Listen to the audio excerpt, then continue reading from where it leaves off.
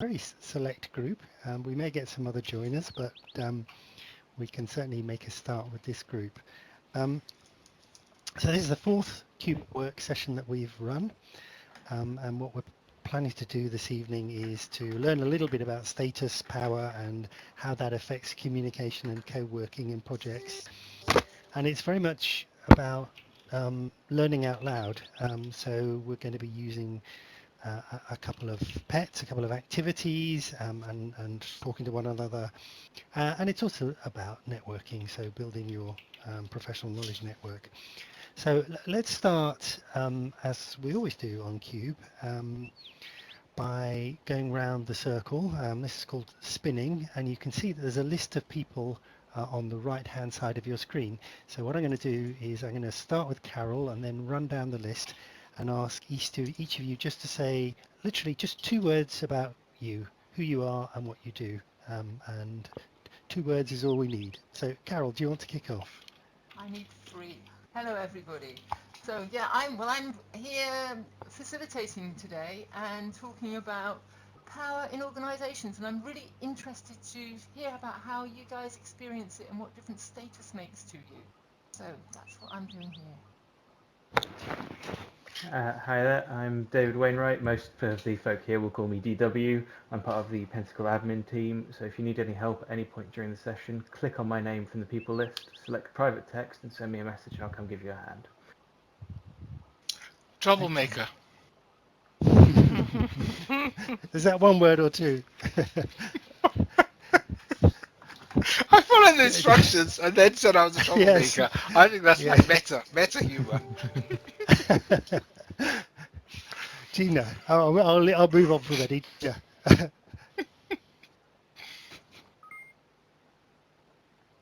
you want to say a word about yourself, Gina? Okay. He's listening. Okay. Very good. Right. And I'm Jonathan from the Major Projects and Knowledge Hub. Josh, on to you.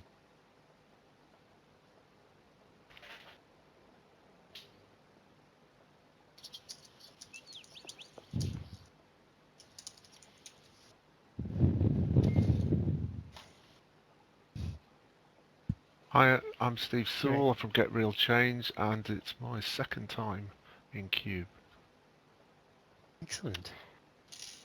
I'm Dan Watchorn. I am one of the Pentacle team and facilitator today, having recently left the NHS in Scotland, where I used QUBE about 70% of the time to do what I was doing.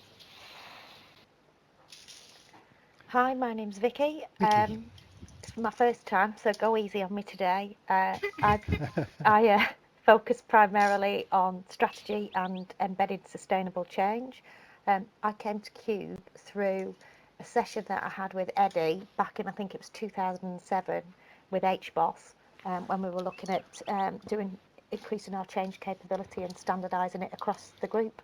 So it's the first time I've had the opportunity to join, so there you go. Yes.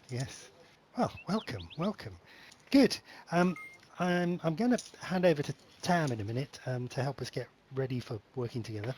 We're going to do something called Hopes and Fears, which is a little exercise that we do to kind of gather everybody's hopes and fears around the session. So if you have a look at the list of places, you'll see that there is one called Hopes and Fears, and if you just left click on that, that will take you to Hopes and Fears. So give that a go.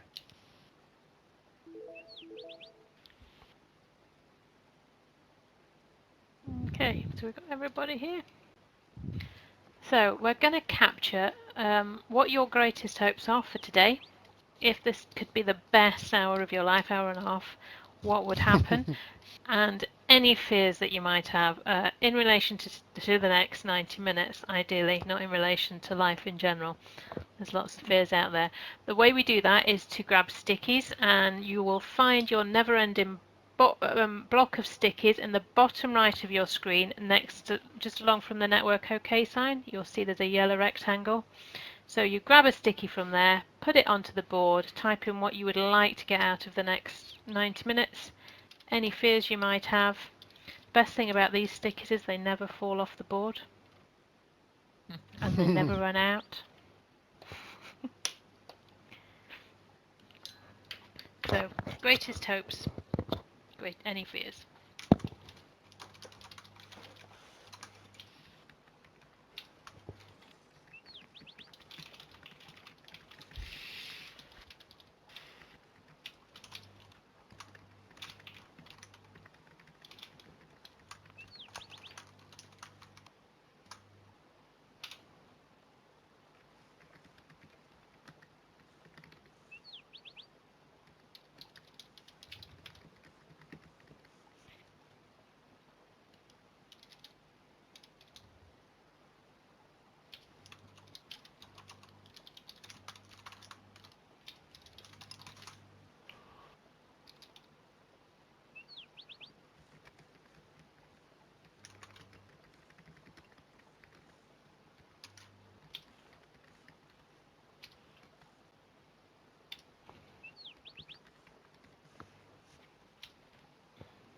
Eddie, I'm going to ask you, could you deal with the fears, please?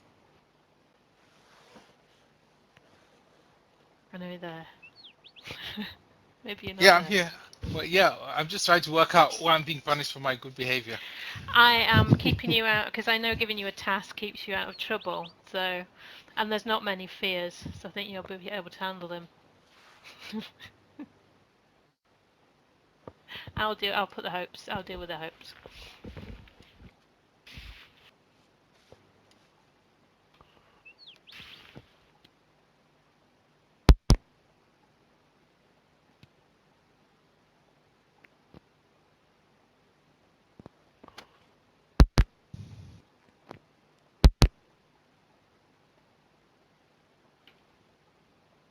Okay, ready to go? Yeah. Yep. Okay. So I was just saying,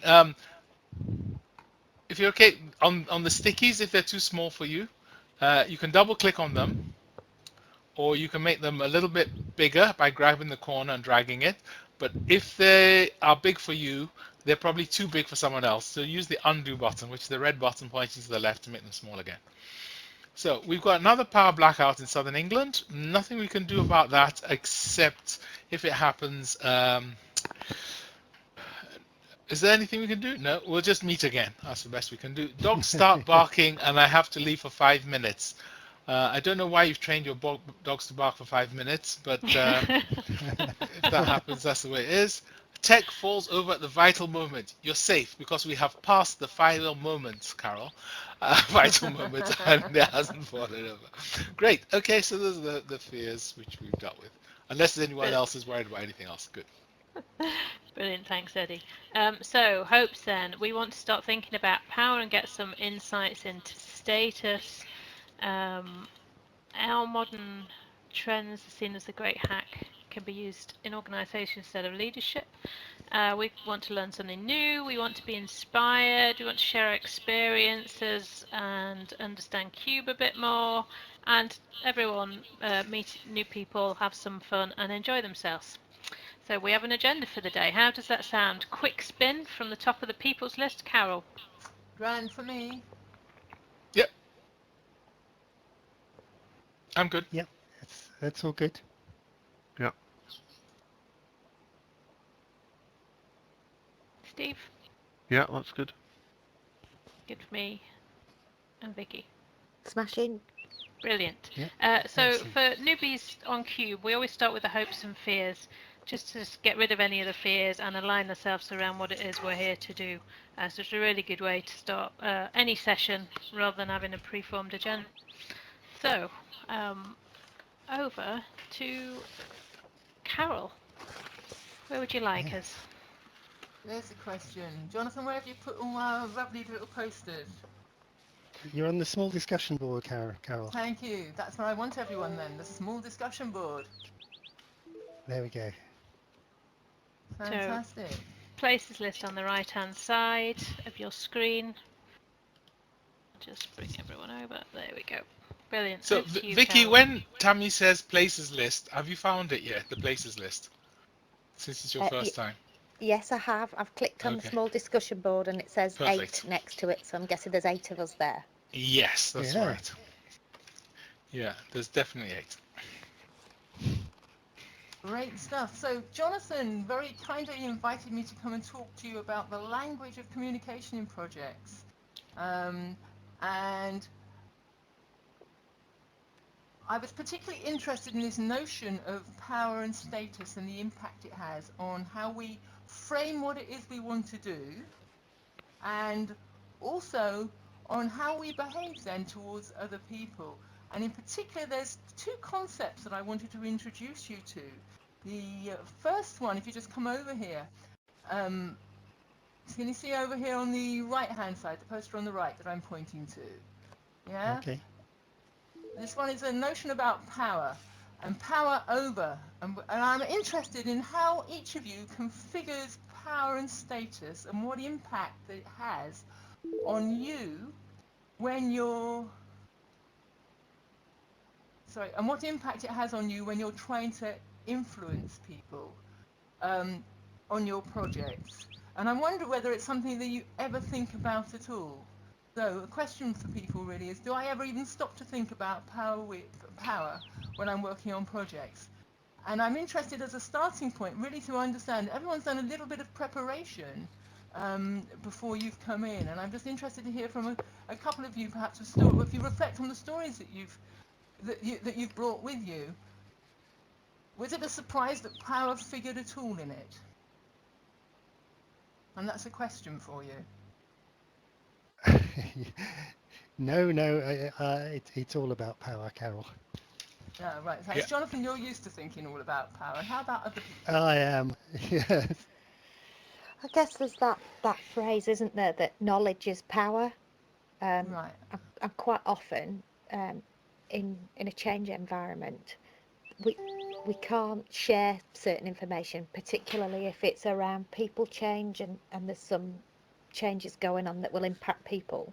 And obviously, until it's bedded down and we can actually announce the changes and the impacts to people, we can't share that. But I guess quite often people are aware that things will be changing, and they ask and say, is there anything you can share with us?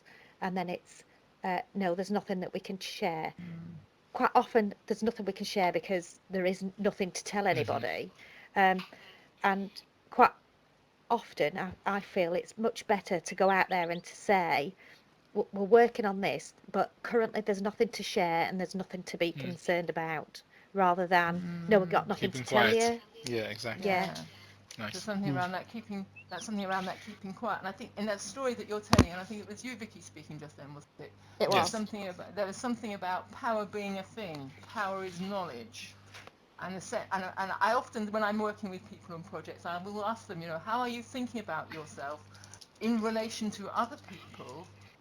And so the story that you're telling, Vicky, there's something about, if I have the knowledge, then I'm like the person with the power, and the people who are asking are the people without the power. So it gives me power that maybe in that story I don't quite want over the other person. And for me, there's a really interesting way of thinking about it, because most people, and I'm interested in whether this applies to each of you, so maybe I'm making a generalization here, but power over. Can you see these little pictures that I've got? If you come close to it, those of you, can you all see that? Just over here. Yep. Yeah, so this notion of power over. So often I work with people, and the people that I'm working with, even if they are in very senior positions, feel that they are not in the right place in the hierarchy. That other people, other stakeholders might have power over them. So, there's stories about when you need to go to your review meeting, when you need to meet a client, you have some information, and then all of a sudden, just like this little figure up on the top left-hand corner, it's as if you're under the magnifying glass, and you kind of shrink. Is that a familiar one for anyone? That sense of shrinking and becoming smaller and having less power than you may have. So that would be one version of the power over. Another one would be this sense of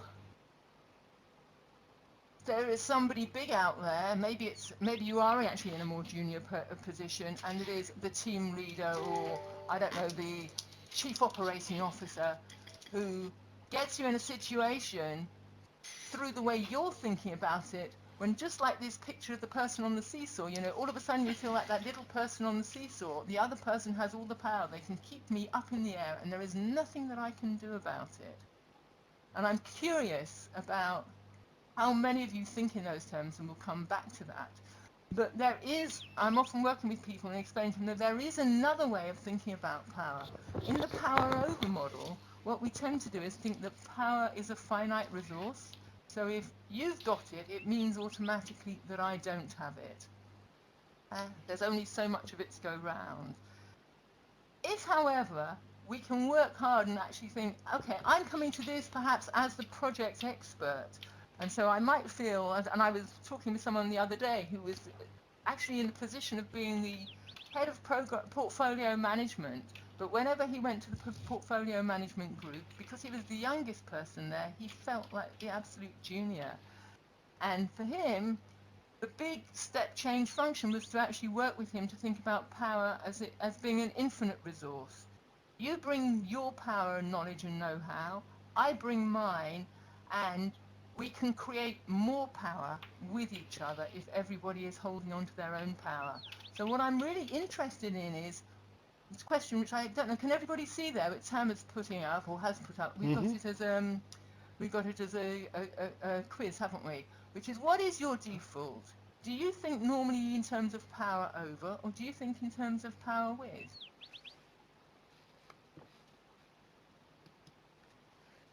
And can you, Jonathan, just explain how the voting works?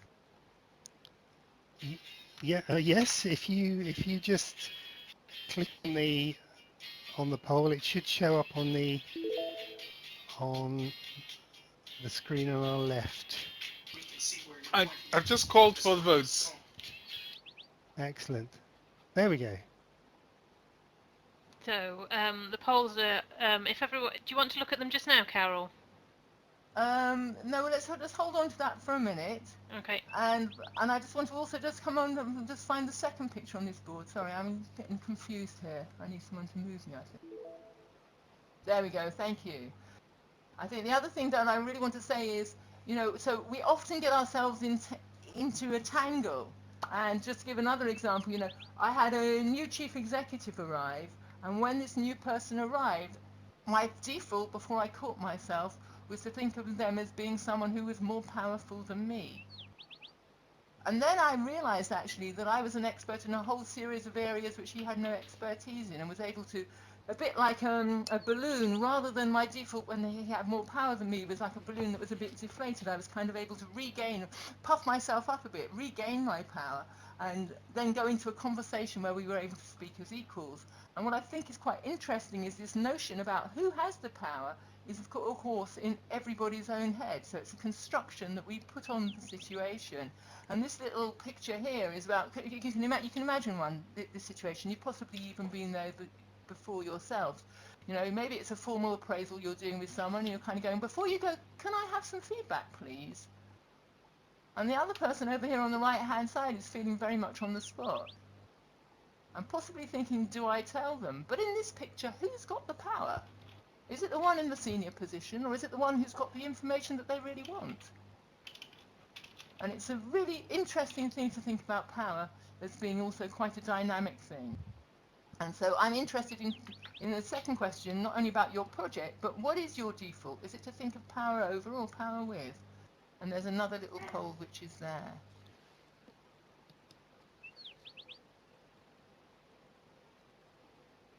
Can you just select that one for us? Tell us what you make of it. Okay, so what are we seeing? Oh, so in this group then, I'm really interested. In this group then, your defaults are mainly about power with. Right. And in terms of project thinking, where are we there? It goes, yeah, it reverses then. Who dominates in your projects then? So it's more of power over. And I'm curious, and it will be a curious kind of discussion that we have through this session about how does this notion of power influence the way you frame things, and how your projects themselves play out. So that's one of the things that I really wanted to just explore a little bit to you. or with you? And then perhaps, Jonathan, can you pick it up and just talk about how the pets work? Yeah, absolutely, absolutely. Good. I'm going to ask everybody to join me in front of the large workshop whiteboard, which again is on the places. So if you just click on that, and you'll then all be right. Excellent. We're going to do a quick exercise now, but what I like to do to segue into the exercise is just get everybody to share their stories, the kind of thing that you were reflecting on the basis of Carole's questions, which I sent round in advance of the workshop. There aren't all that many of us, so we could just use a single space. So if we go to the place that's marked first name A to H, which is there, and we will start just sharing our stories. So if you like to zoom in on the blank pet and just drag a sticky onto the pet and summarize your story.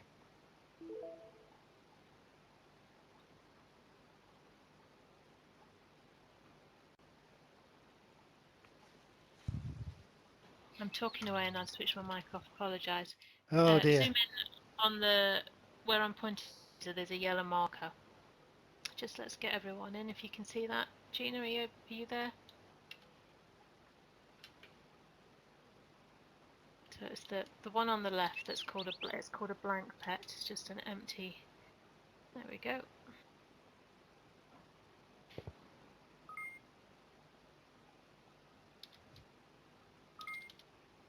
So we're just gonna we're just capturing some of our stories, Jonathan. Is that right?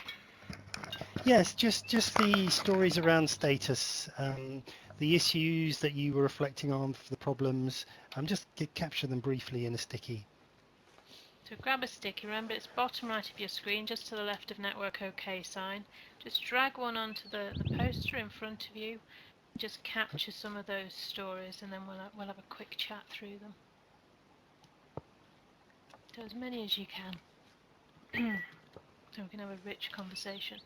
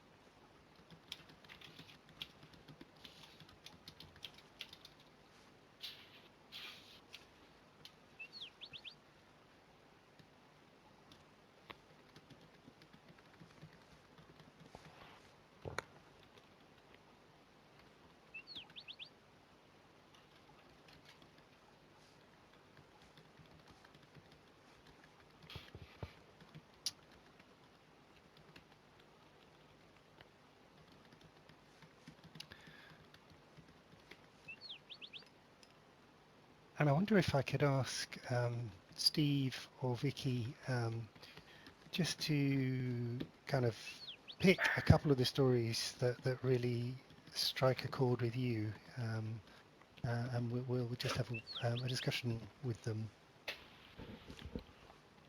when we're done here.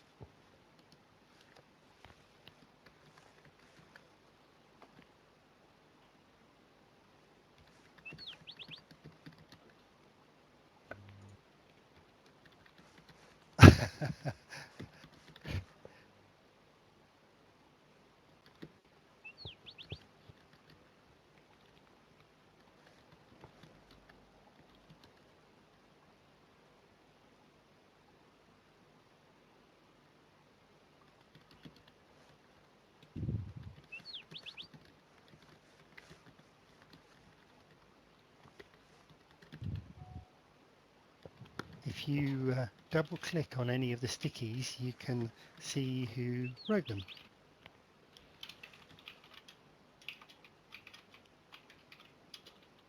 I'm very curious about this one from Gina behind it. Yeah, which one? The one from Gina up here. Okay, I think it's Gina. yes it is, yeah. Just over here and then,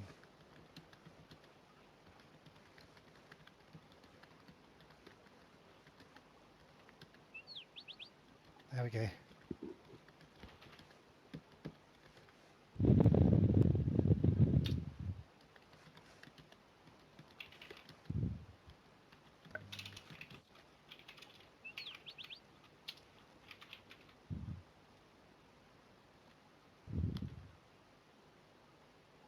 Right, okay, let's go back um, to where we were and just have a brief discussion about those.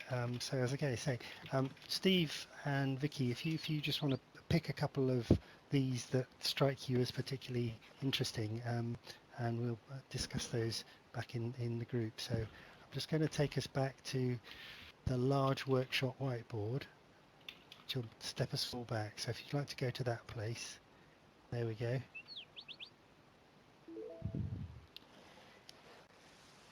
Okay, I think an interesting one is experiencing people moving meetings to their office as a way to hold court. Right. Um, it, for me, you know, people talk about it in an open and honest culture, and I get that rooms are needed to have confidential discussions, but by and large, I don't understand the need to have offices for individuals. You know, if you need something where you need to have a discussion about something that's not in the room, go and get a meeting room. Right. You know, and we can all remember, I'm sure, being dragged into some manager's meeting office, Yes. and they're leaning back on Yes. the chair with their arms behind their head in that dominant position, as if to say, "Yep, you're in my fiefdom now. You will do as I Yes. say." Yes. And it sounds, Gina, as if your experience was often with male managers, if the way you're describing it. Who, me? She can't say that, Jonathan. You're not supposed to notice these things these days. Yes, yeah, yeah. Totally I'm right. Steve. sorry, it's Vicky. And so Oh yeah, from, sorry, Vicky. Yeah, I don't worry, was don't looking at the worry. list and not concentrating. Yeah, go on. And for me, there is still that element of Yes, misogynisticness. yes, Particularly, you know, I often work in an engineering background, in an engineering environment where women, it's like, ooh, what are you, what can you bring to the party? You're not yes, a hairy-assed engineering project manager. And it's like, well, no, yes, this isn't about engineering, is it, kid? It's about delivering some change for the operational functions, or, you know, yes, implementing a yes, new HR system. So why do I need yes, to know about engineering? And yes, yes, I'd put on as one of my stickies that quite often, uh, if I'm the only woman in the room, then they naturally assume that I'm there to take the minutes and do the teas and coffees, even now, right. which is shocking. Yes, yes, yes, So what yeah, do you do no, then, Vicky, when that happens? Um, so invariably, I normally take someone with me, um, who is who I'm developing as part of in their project role, to give them a bit of visibility and access to a steering group, and would say, oh yeah, X is going to take the minutes, and yeah, if you want a cup of tea, I'd like one too, so just a splash of milk with mine, thanks. So there's something about actually, as Yeah, you say, kind excellent. of retaining your own power and not letting them pull that fast one on you. Yeah, and it's one of those, do you just go, yeah, all right, I'll, make the teas, or is it, do you make a big fuss about it, in which case, they all start going, ooh, listen to her. So that's the way I've approached it, is, yeah, I'd like a cup of tea as well. You do it really well. I like Yes. it. Yeah. Yes, yes. But it's also interesting, isn't it, how, so you're talking about in a steering group scenario, how Mhm. in groups perhaps, and I don't know, obviously I don't know the individuals involved, but in groups perhaps people behave very differently. So if you were meeting them on one-on-one, would they do the same thing? Invariably, it would be people that didn't know me and didn't know Right. what my role was in the project or the Yes. program. So quite often Yep. it'd be people that the normal steering group member or stakeholder couldn't attend, so they'd send person X or person Y along, um, Yes. and and they'd be like, right, yeah, well, she's the girl, so she must be the tea lady as well. Um, Yes.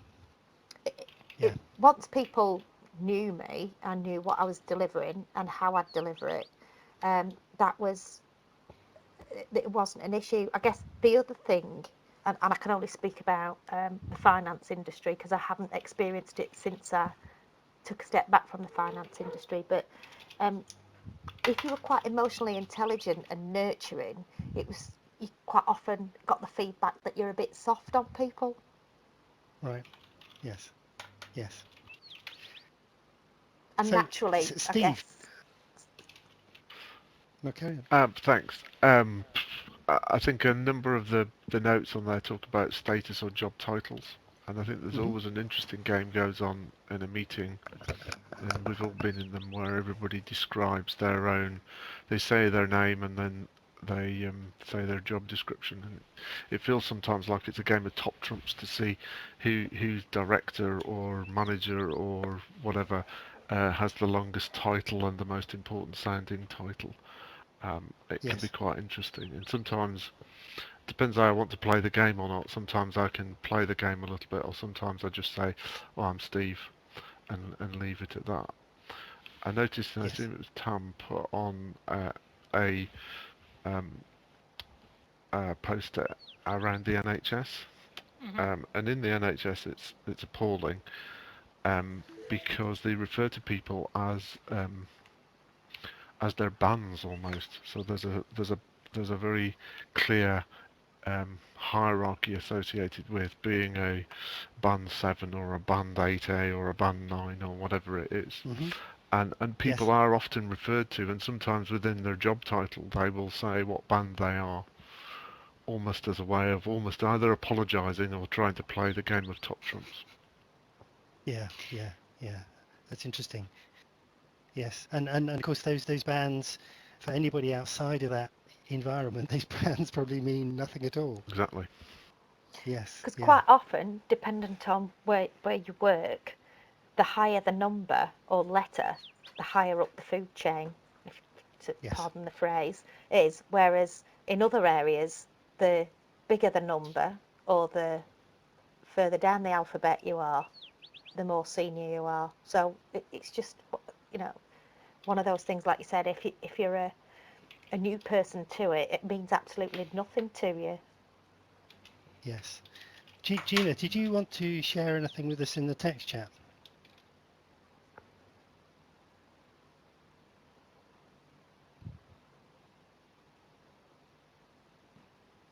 So Gina's saying she's similar experiences there. Yes. Yeah. Excellent. Good. What I'm going to do now is I'm going to ask you to just step back, because we're going to use one of the pets, one of the tools that there are in QUBE, to kind of unpack these two issues that we've got. So the first issue is the issue of I mean, they're both related to power. One related to names, and one related to I guess I mean maybe gender. Maybe gender is the best way to express it. And we're going to use the pet called Beat. So if you like to follow me back to the group A2H, and rather than using the blank pet, we'll look at the pet on the right, the poster on the right, which is called Beat. I'll just wait for everybody to make it here. Right, good. So you can see that there are 4 elements to Beat: behavior, emotion, action, and thought. And if we start with the issue of that Vicky raised of gender and status associated with men, and what kind of behavior and what kind of emotion and action and thought in yourself can we start doing, and should we stop doing? Because of course a lot of these issues are, how do we respond to the situation? How do we respond to the person? How do we respond to this use of power? So if you'd like to use stickies, and just put up your thoughts as to what kind of behavior you might engage in, what kind of behavior you would stop doing if you're doing something that's not helping the situation or is reinforcing the situation, and equally in terms of your emotions, your actions and your thoughts. And we'll just have a look and see what people come up with. What's the difference between a behavior and an action? Very good question. I guess behavior might be things like body language, might be how you are, how you're talking. It may be that you're kind of shying away from the person. Whereas action to me is something, something that you're consciously doing. So you're consciously doing something. Would you like to offer an alternative definition, Eddie?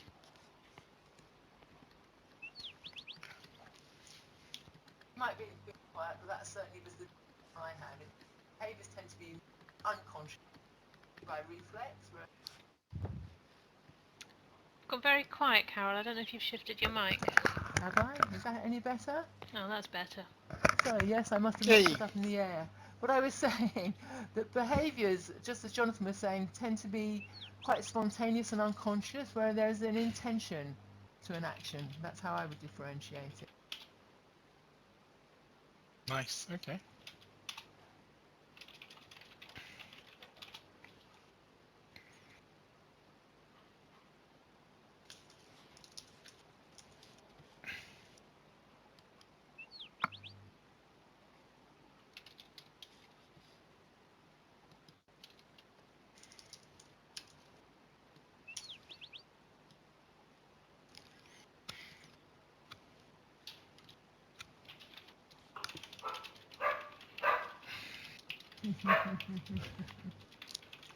Steve, I don't know if you can catch the dog's input for the. They're not mine, actually. I'm happy Oh to go wow! around somewhere and help out, but they're not mine on this occasion. All right.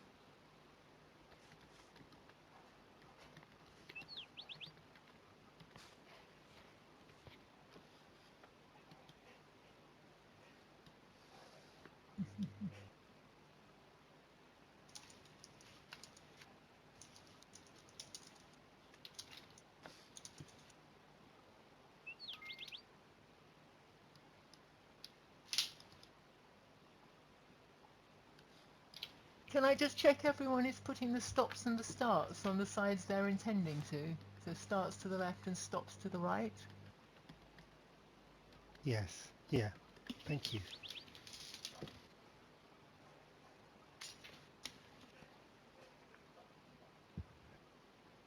Carole, do you want to start picking up on some of these and kind of giving us your observations and asking some of the people who have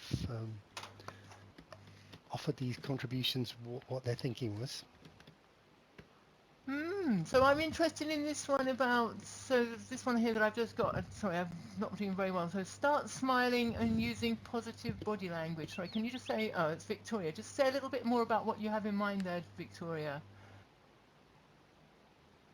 So Vicky, I should say. Sorry, it comes up. yeah, it's either So I must sound like your mother, Victoria. it's either Sunday or I've done something wrong.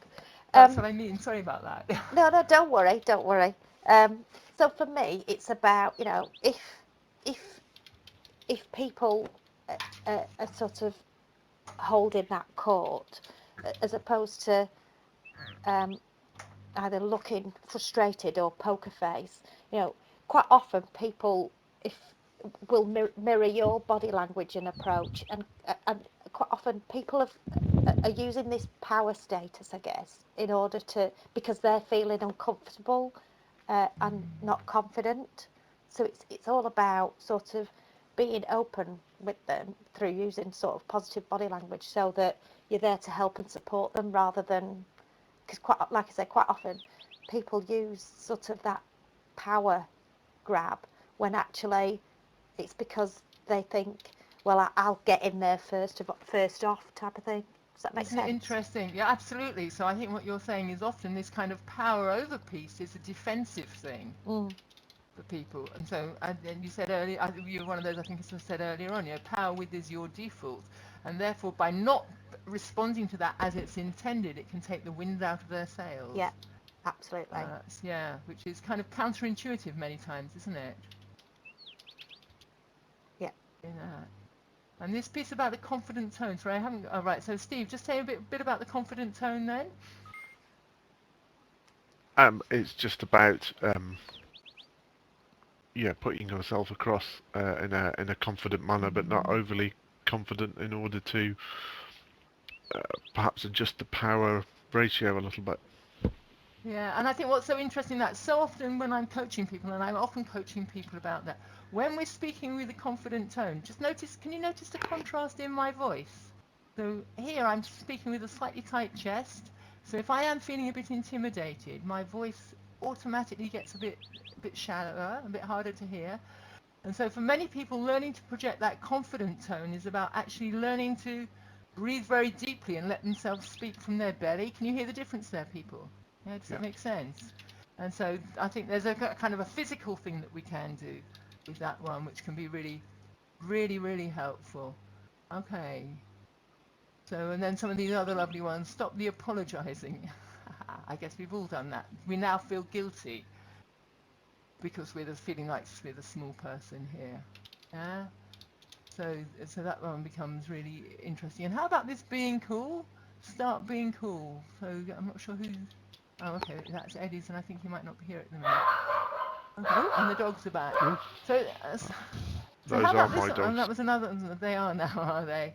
Okay. So Steve, when you're saying, is that your one again here, the being rational?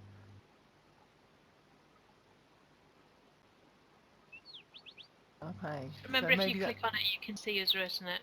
Yeah, it is. I'm thinking maybe he's gone to his dogs. For a minute. So start feeling self-confidence again.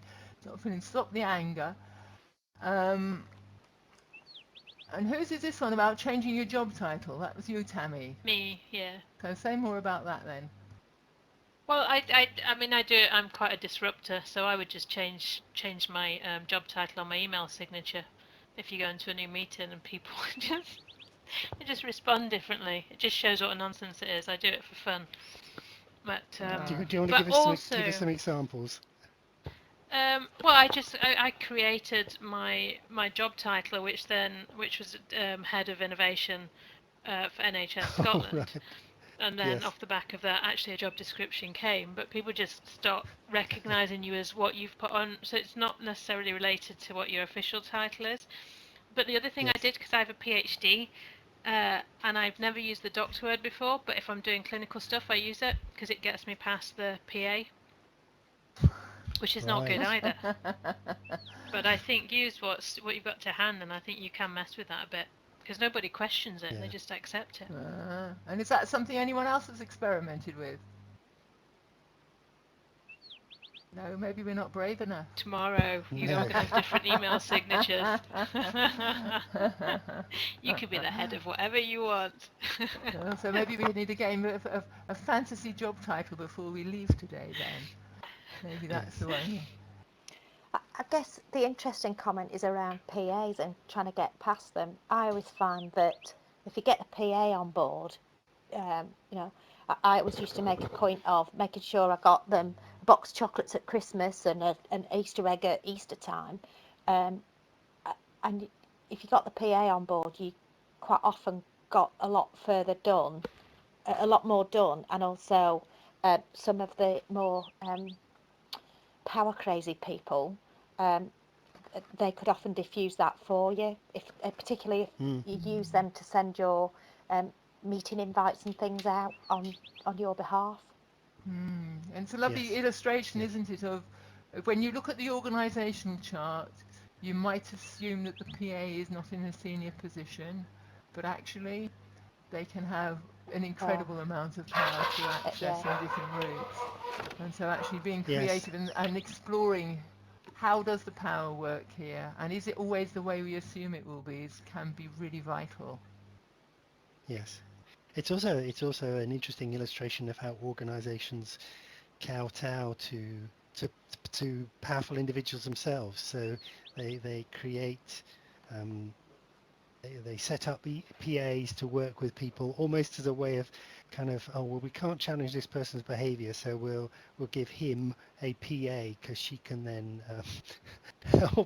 help people manage around this person or help people deal with this person, which is kind of Bit of a yes, cop out, not very that one, helpful. isn't it? Yes, yes, yes, yeah. Okay. And Your mic's moved again, Carol. oh, good heavens, this is not good news. Sorry about that. It's on a fixed headset. It shouldn't be. I must be waving my hands around here. Okay, so I'm just trying to see some other ones down here, seeing other perspectives. What is this high ground maneuver then?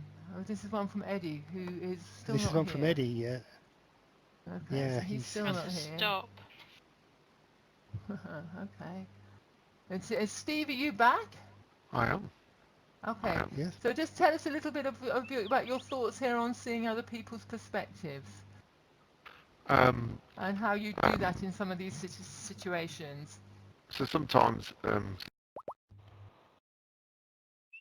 Oops.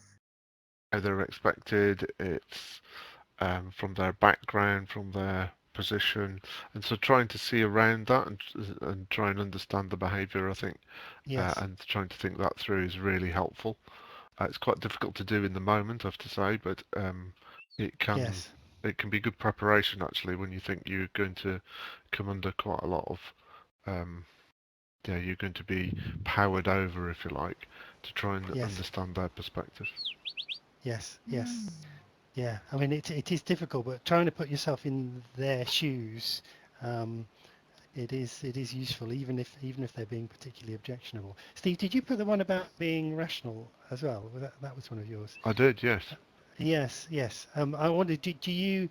It sounds as if you're using kind of transactional analysis, Yeah, or yeah. Is that where that coming? That's where that's coming from. yeah. It's trying to be as objective emotionally Yes. as you can, Yes. because your behaviours and your actions will then follow, of course. Yes. Yes. Yeah. And I think transaction analysis and the ego states is a good place and a good way to kind of challenge that behavior, because there's a pressure to conform. If somebody is behaving like a critical parent, and Yeah, they're kind of expecting you to to kowtow and to respond in a child ego state. Yeah. And yet, if you respond as an adult, then yeah, that's the way to kind of deal with them. Yes, yeah, good, excellent. Well, I think what we'll do now is we'll just gather in a circle again and just share a few observations about what we've just done, and then we'll use the learn by sharing pet to kind of reflect on the session because it's yeah half past 6 now. So yes, so if I go around do a quick spin, Carole, do you want to just kick us off? What are your observations of beat and of the kind of thoughts and ideas that were coming up there?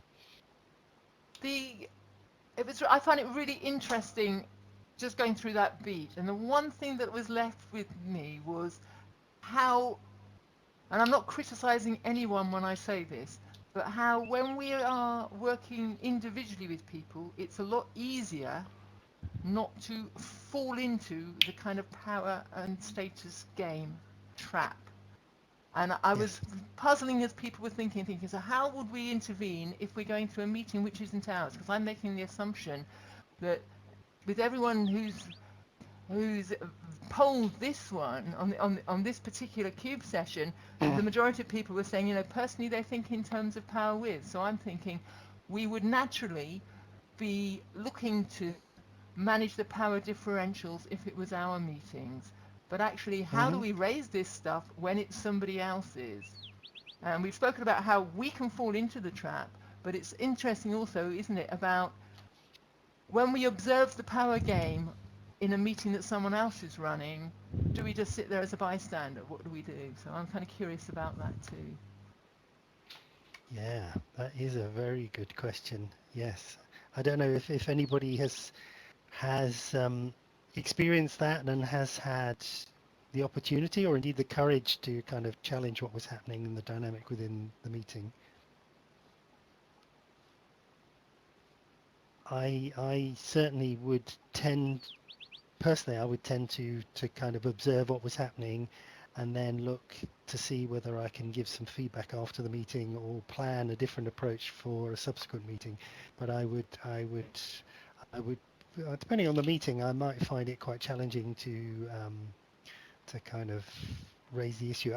The other thing is, Carole, though, if you have colleagues in the meeting with you, and if you're confident in your colleagues, I wonder if that makes a difference. Even if it's if it's not your meeting, but you've gone along with a colleague, and you've kind of got somebody who has got your back, whether that makes a difference.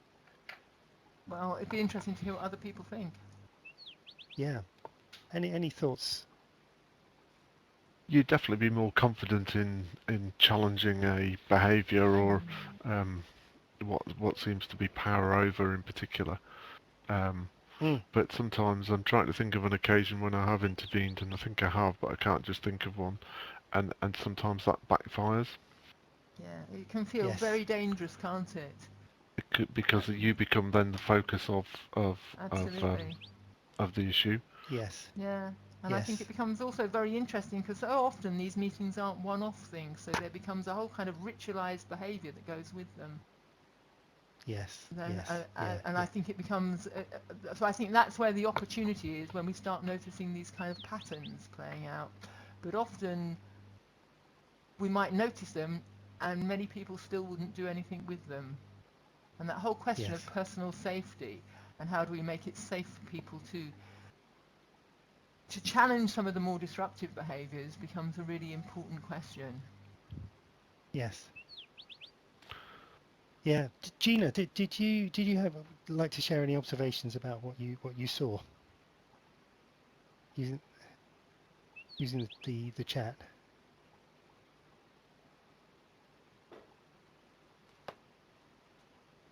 Yeah. So while you're reflecting on that, I'll Tam, what do you think? I can't think of any examples off the top of my head. I'm stumped on that one.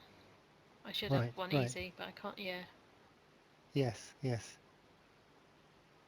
Vicky, any thoughts? Have you experienced that? That you've kind of gone in a meeting and you felt, ah, should I challenge this? It isn't my meeting. I'm kind of comfortable, but I don't necessarily have the confidence to challenge it.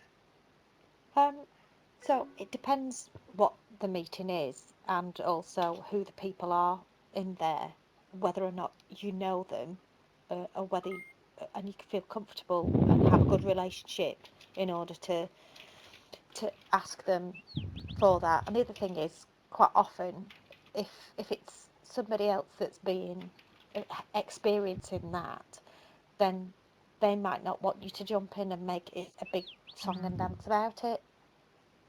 Yes, yes, Yeah. yes, yeah. That's a And very good point, actually. yeah, and then we get caught, don't we, in this kind of conspiracy of silence Yeah. that kind of goes with it, Yes, which of So, course so plays out again and again. And I'm not being critical when I say that. I'm noting how complex and difficult it can be. yes, Or yeah, even worse, and I'm ashamed to say that I have done this from time to time. You actually join in with the power over, Yeah, yes, yeah, yeah, yeah, because you can see the logic or the rationale behind that, and so yeah, you support the power over, but that makes it worse and unhelpful. yeah. And I think yes, this is something that's quite interesting in the book that I wrote, which looks at some of this stuff, is when we understand how the human brain works, they actually begin to realize that our need to belong can mean that we go along with behaviors we really do not approve with or approve of, because yes, it's our fear of being ostracized, even if it's an unconscious one, yes, is the kind of bit that makes that happen. yes, yes. So we will behave in ways that we wouldn't normally behave because of the need to belong. Yes, Yeah. interesting. Um, so Gina was sharing in the text. She talked about actually maybe trying to get feedback and support outside of the meeting, particularly if I think if it's your behaviour. So you can ask people how you're coming across. Are you coming across as confident? And if not, what might you do? So good, excellent, thank you. And any thoughts about the pet that we've just used, Beat? Is that a useful technique for kind of unpacking stuff?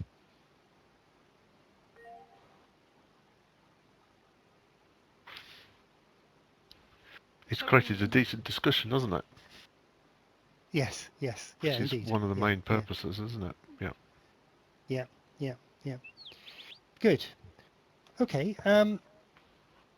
Tam, uh, I was yeah, going to suggest that we go on.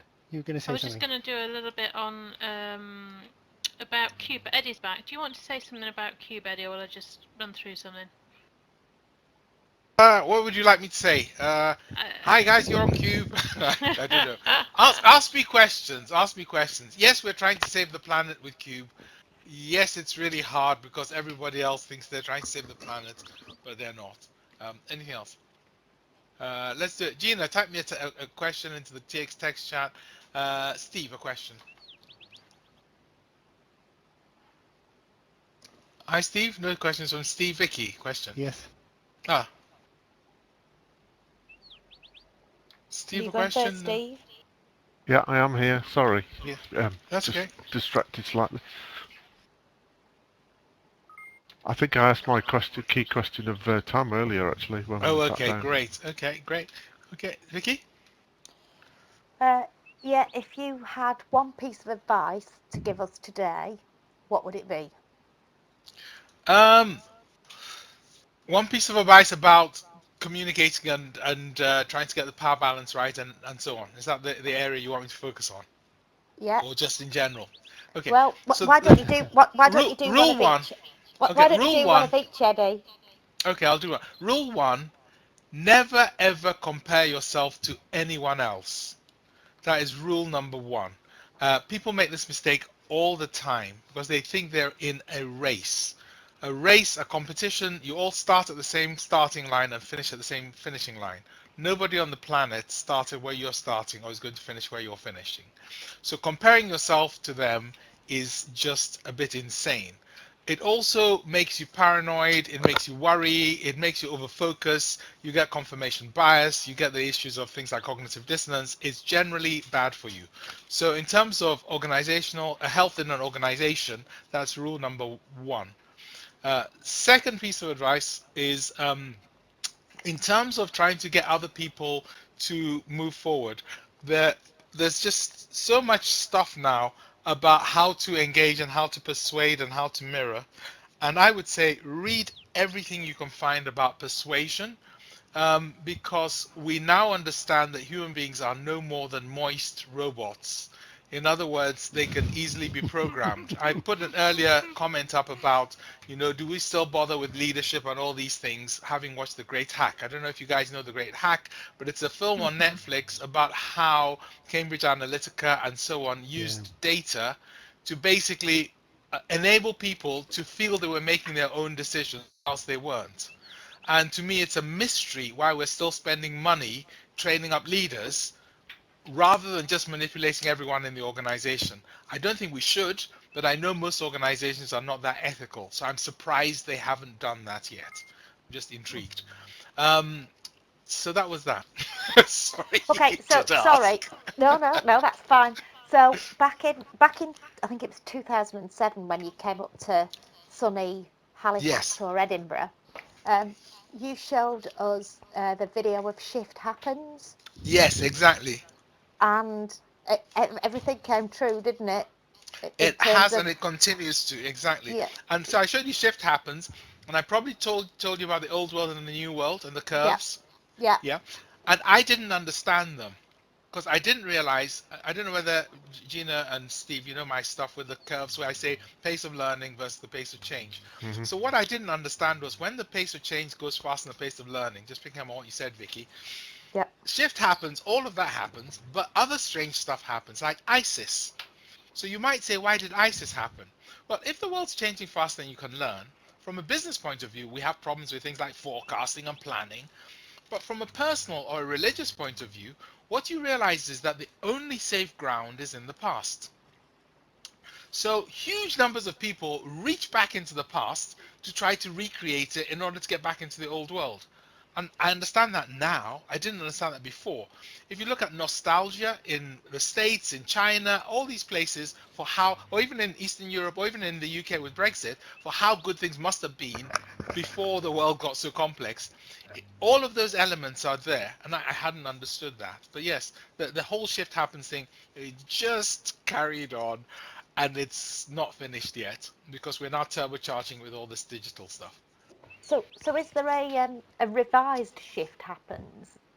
Because obviously that Yeah, one was done in 2006. that's what we're trying to do. I mean, something like QUBE, the idea is very simple, which is stop trying to use the technology to replace people, to influence people, to bully people. Use the technology to enable and enhance people.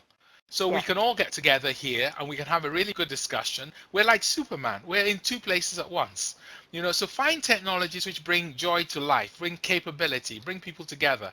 Collaboration, for example, is really hard because people have egos, and we saw that with the first exercise which Carole got us to do.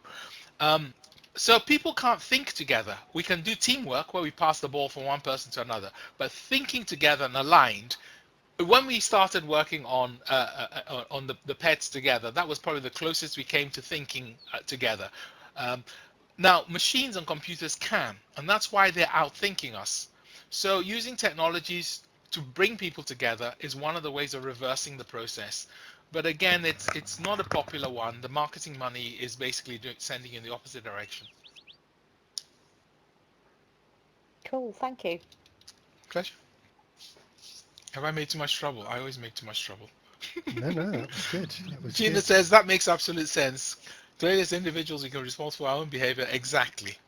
Yes, I'm with you, Yes. Gina. No, that was High me. five. Okay, I was going to say high That was five, me. but I haven't got any hands on my QBots. So there was a question: why do the QBots not look like people? When we started with Cube, we experimented with human-shaped QBots, okay, which is what everyone does, and we discovered some really weird stuff. For a start, everyone spent too long trying to fashion their QBot. There was some weird stuff as well. All the men wanted to have women avatars, which was even more bizarre. and not very appropriate for the workplace. And the amount of processing power it took when the QBot moved to move it to legs and stuff was all pretty pointless. We moved to the QBots, we ran a conference. I think, Jonathan, you were there. And what I noticed was people would just go up to each other at tables and chairs and start talking randomly, because all the prejudgment is gone. Normally you prejudge somebody on their height, their color, their age, their sex, etc., etc. With Cube, all you have is their voice, and even, until they've spoken, in fact, all you have is the color of their QBot and maybe the logo on the front. So you can't attach all your old baggage, your old mental baggage, onto anyone. And that's why you make friends so easily, and that's why people are so open as well. Yeah, So it's I a don't know, lovely Gina, way. if that helps. Yeah. Yeah, my thought is it's a lovely way of actually taking out all of these automatic power assumptions. Yeah, exactly. And in fact, with the stickies, you can't remember which stickies your boss is. So people come up with much better ideas, and they're much more open than they would be if they were constantly aware that they were sort of contradicting their boss or whatever. Nice one, I mean, Carol. the QBots work really well from that point of view, and we've been talking about status and how people play with status. QBots kind of remove all aspects of status, but the fantastic thing is you've got your name above your head, and I always struggle when I'm talking to people remembering what they're called. Me muddling you up with Gina, Vicky. So the fact that you know who you're talking to because they've got their name above their head is just so useful. Who said that? Said what? Oh, well, sorry. Yes, excellent, good.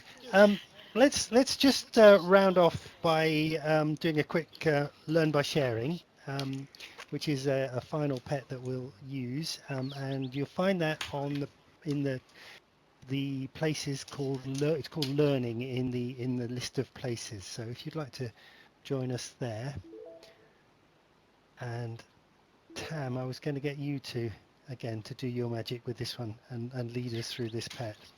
Okay, so it's really just grab some stickies. What has been your biggest surprise today, either about what Carole's been talking about or Cube itself? What have you learnt? Again, either subject and what might you use moving forward.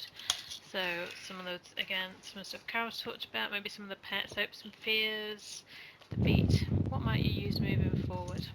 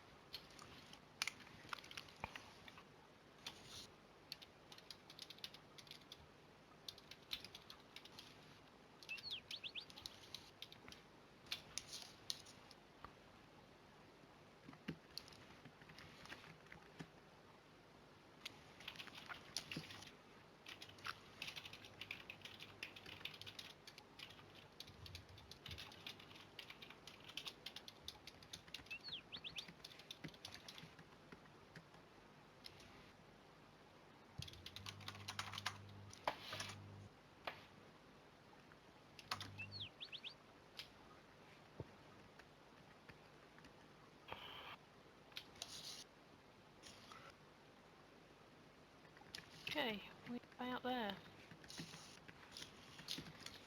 Is it worth us seeing whether people have written things which surprise us? Would that be interesting, just as a spin? Yep. Yeah. Well, Carol's presentation, so can I go first, then we'll go down, and Carol can finish it off? Okay, fab. So the ones which I found intriguing is I've just put this one here for myself, which is I'd forgotten how prevalent all these behaviors and old world thinking are still in place. And Gina has this one here about still talking about gender imbalance.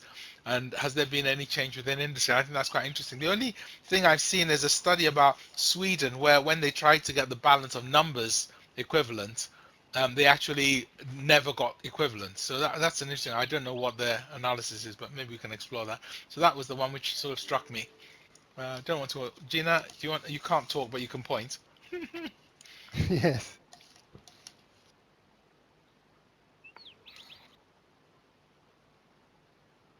Okay, should we skip down to Steve? Oh, Jonathan. Sorry, Jonathan. Yeah, yeah. I think there are a couple of things that struck me. I mean, yeah, it didn't. It wasn't necessarily a big surprise, but gender imbalance, yes, because I talk about this the whole time. We talk about this all the time in the Major Projects Association. It's a kind of a real hair shirt that the industry wears. The other thing that I think was interesting, and this was one of mine, was how candid people are when they're on Cube. You know, I know a number of the people on Cube this evening, but I've not met a number of the others, and we're very candid when we're talking in this environment.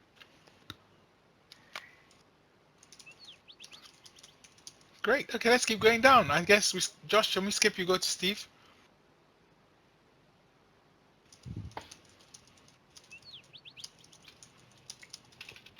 Steve, are you with us? Hello. Yes. Sorry. It's okay. No worries. So I thought the lens of power was helpful and was a bit Mhm. surprising in terms of where we took it Right. Okay. and Yes. the kind of material it drew out. I took your phrase earlier, Eddie, which I thought, well, I haven't put down yet, um, that um, that just pulled together a few things which are outside of this, which is that the past is a kind of comfortable place that people like to go when everything they are sat Boring. in is very messy and complicated, or Mm. complex, sorry. Yeah. All the Yes. mysteries of the past are already resolved, aren't they? Yeah, Yes. that's an interesting insight, I think. Brilliant. Tom? I was just coming back to your gender thing because I think it is still prevalent, and thinking about the NHS, which is probably a 50% split, might even be in favour of females, but they're in much lower paid jobs. Yeah. Yes. So it's put up there as a equality, but if you look at the chief exec and senior levels, it's much less. Yeah. Yes. Yeah. Yes. I mean, the Scandinavian research was great, which is, I suspect, a bit controversial, saying people often don't choose the most top jobs because they're dreadful. And so women who've got Yes. more choice and more joy in life because they tend to have more control over families, they go, why should I make my life horrible by becoming chief executive? And that's not factored into the assumptions. So that's a bit interesting one. I haven't seen the raw research. I just saw the summary. So it'd be interesting to know. There was. Yeah, there was some research on chief executives or the top pay the other day. Well, not the other day, a couple of years ago, Eddie, which took a similar vein, and it looked at how much those in the very top positions would be willing to discount their salary if they could do a job that they really enjoyed. And it was some extraordinary, it was like, 40-50%. So, so there was this weird sense that we had to pay them extra because their work is, because Extra those miserable. kinds of roles are just so Yeah, I mean, awful. it doesn't explain the middle managers who are misogynists, etc., etc. No, no, That doesn't get explained no, well. Yeah. no, unless they just aspire to be. I don't know. Yes, Well, I Vicky? think a lot of it is around that pressure thing. A lot for many people, it's that pressure to conform. yes, Yeah, which is quite shocking, isn't it? Yeah.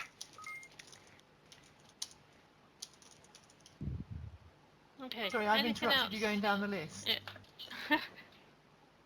Yeah, we got to Vicky. Um, so it was my biggest surprise is how much I enjoyed it. I didn't really know what to expect, and it's a great interactive tool. So really enjoyed that, mm, and I guess it validated for me a lot of the chat, particularly when I'm working with the public sector, about people chucking in grades, and I often don't know whether sometimes they use it to say, because you can sort of, I know that there's a stretch within the grades, but it's also about, oh yeah, I'm that good that I'm earning this much money as well. So I and I think coming from a background and an environment where we never discussed salaries, and it was always and quite often when you found out what other people were on, it was a bit of a shock, particularly when they weren't that great at their job.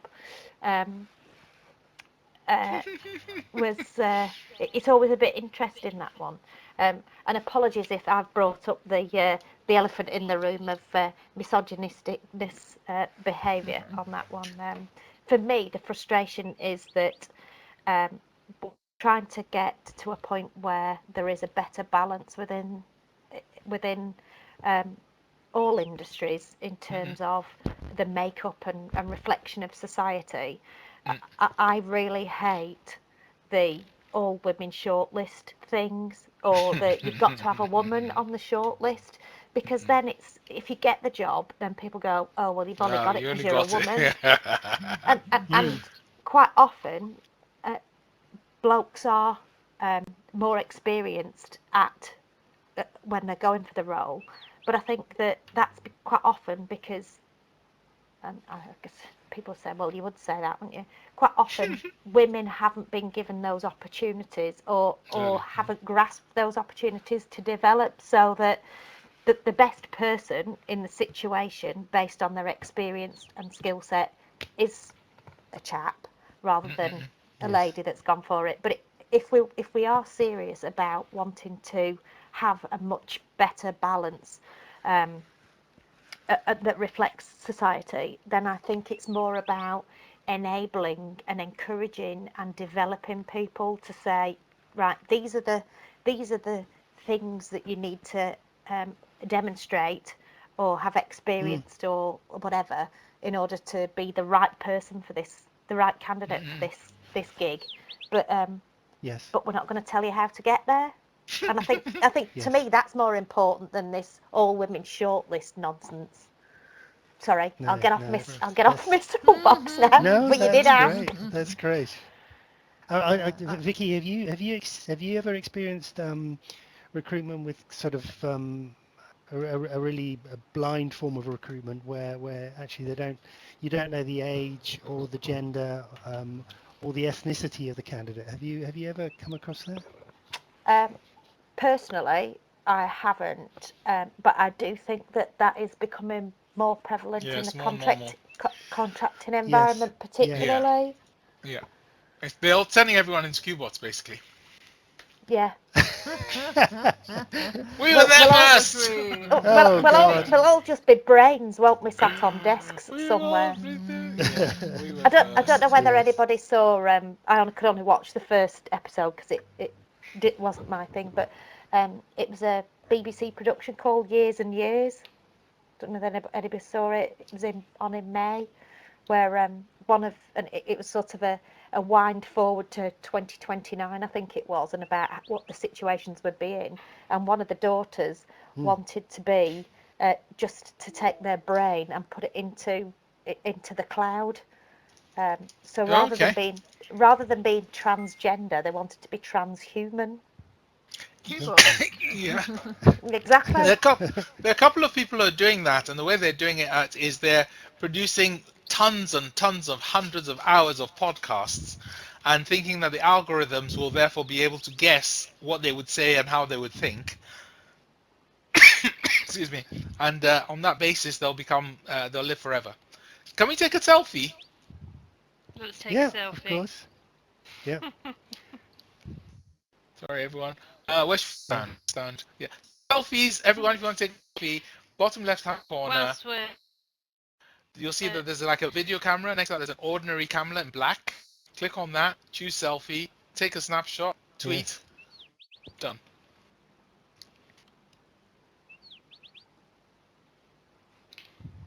And whilst you're Oops. doing Sorry, that, you'll Tammy. see in the text chat that we have, if we'd have actually physically met today for our small small group, but we've had really rich conversations. we would have had to travel 4 hours, travelling by car 4 hours, 2,000 miles of travel, and we would have spent nearly £1,400 on travel costs. So we have saved all that. Yep. We are saving the planet. Yes, yes, So well done, indeed. everyone. Excellent. Good. And so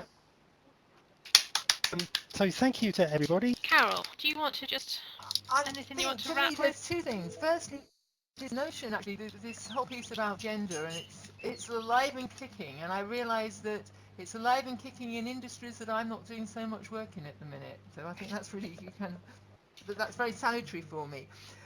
And my hope is that people will be, as a result of the conversation today, perhaps be more mindful of where there might be power differentials, and to be thinking ahead about how to make sure that these don't get in the way of having conversations which are going to be ones which really take advantage of the potential diversity.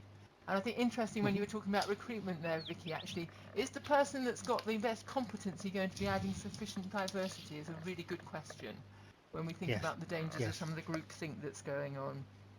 And lastly, this yes, thing yes. about That's a how really good point. QBots kind of take that whole power piece out. And I hadn't realised I'd be saying that when I agreed to do this, so it wasn't meant to highlight that, but there you go. We learn by making mistakes. That's how we learn. I won't fall for that Yes. one again. So I want to thank everyone really for participating. Thank you. Thanks, Carla. Yes. Thank you, Thank Carole. you. Excellent. Good. Well, if you'd like to jump off Cube, then you can do that by going back into the lobby or just closing the Cube window. Thanks, Jonathan. And we'll hopefully see you at another session. Yeah, indeed. Nice to Yeah. meet everyone. Thanks, Carol. And Take Tam, care. thanks for helping out. That was great. No bother. Everyone have a good evening.